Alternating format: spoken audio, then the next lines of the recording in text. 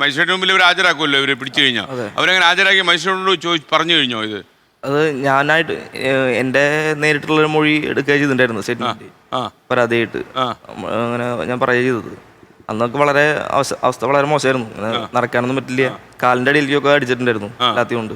അല്ല, ഈ താങ്കൾ ചോദ്യം ചെയ്തു എന്നുള്ള ഒറ്റ പ്രശ്നമേ അവർക്ക്. അതെ അതെ അതെ. ഓക്കെ, അപ്പം താങ്കള് യഥാർത്ഥത്തിൽ പോലീസ് സ്റ്റേഷനിൽ പുറത്തു വന്ന എങ്ങനെ മജിസ്ട്രേറ്റ് ഓർഡർ ഇട്ടതാണോ?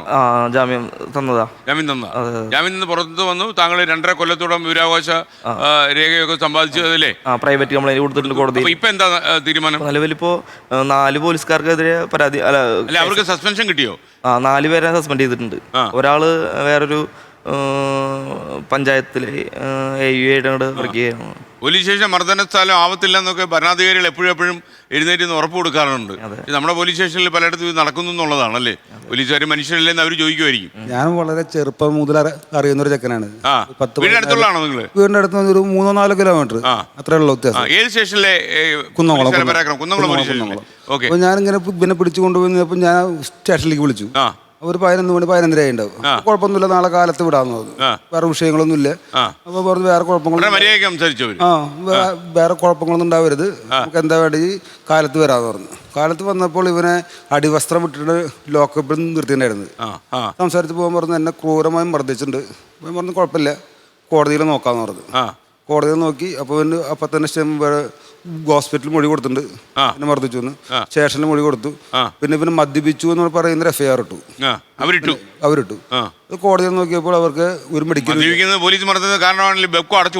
അതെ ഒരു മെഡിക്കൽ അതില്ല. ഒരു മെഡിക്കൽ ചുമ്മാ ഇല്ല.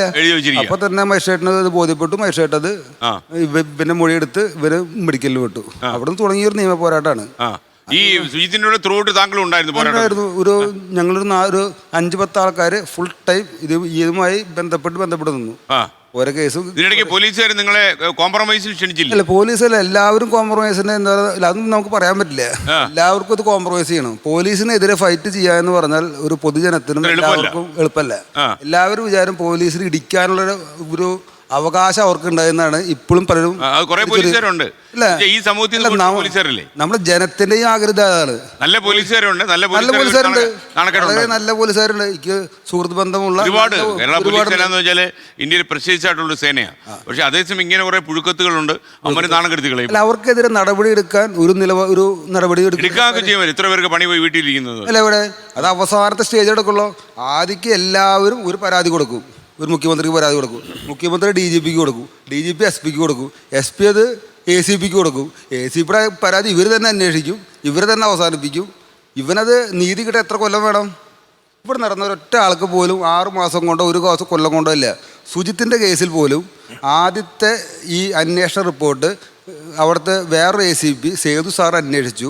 ആ സേതു സാർ അന്വേഷിച്ച് ഇങ്ങനെ മർദ്ദനം നടന്നിട്ടുണ്ട് എന്ന് രേഖാമൂലം എഴുതി കൊടുത്തു. അത് നമ്മൾ വിവരാവകാശം വഴി എടുത്തു. 1 മാസം 1.5 മാസം മുമ്പ് നമ്മൾ അത് കഴിഞ്ഞിട്ട് ഇത് വീണ്ടും നടപ്പാവാൻ 2.5 കൊല്ലം എടുത്തു. അപ്പോഴേക്കും ഇവർ പ്രലോഭനങ്ങളും കാശുകളായിട്ട് വരുമ്പോൾ അങ്ങനെ വല്ല ഓഫറും കിട്ടിയോ ഈ കേസിൽ? എത്രയോ ലക്ഷങ്ങളുടെ ഓഫറുകൾ. എന്തിനാ നമുക്ക് ലക്ഷങ്ങള്? കാശ് കിട്ടുകയാണെങ്കിൽ അന്ന് അവസാനിക്കില്ല കേസ്. പോരാളിയാ, ആ സംശയമില്ല. നമ്മൾ ഒരു നിലപാടെടുത്താൽ ആ നിലപാട് നമ്മൾ അവസാനം വരെ ഉണ്ടാവും. ലോകത്തെവിടെയായാലും ഏത് സമയത്തും 24 വാർത്തകളും ഓഗ്മെന്റഡ് റിയാലിറ്റി പാക്കേജുകളും എക്സ്പ്ലെയിനറുകളും വിശദമായി കാണാൻ ഞങ്ങളുടെ YouTube ചാനൽ നിങ്ങൾക്ക് സബ്സ്ക്രൈബ് ചെയ്യാം.